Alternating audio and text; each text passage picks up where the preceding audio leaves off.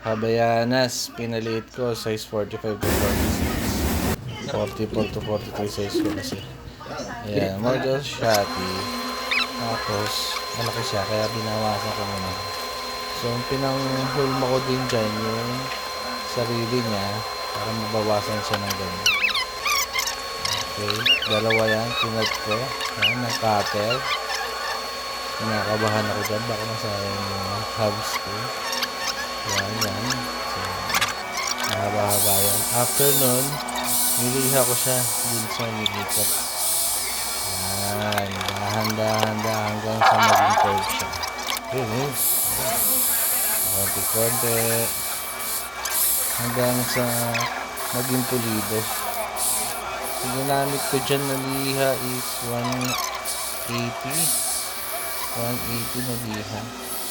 Tapos sinundan ko pa ng 600 na liha. Yan. Hanggang maging curve. Tapos sinukat-sukat ko sakto na. Successful. Ganda.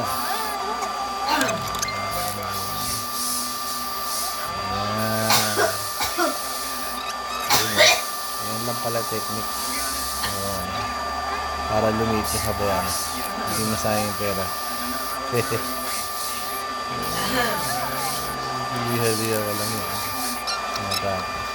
So, sale nga pala to sa Shopee.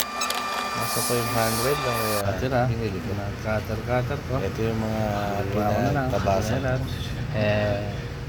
Tapos eto na naman yung finish. Success.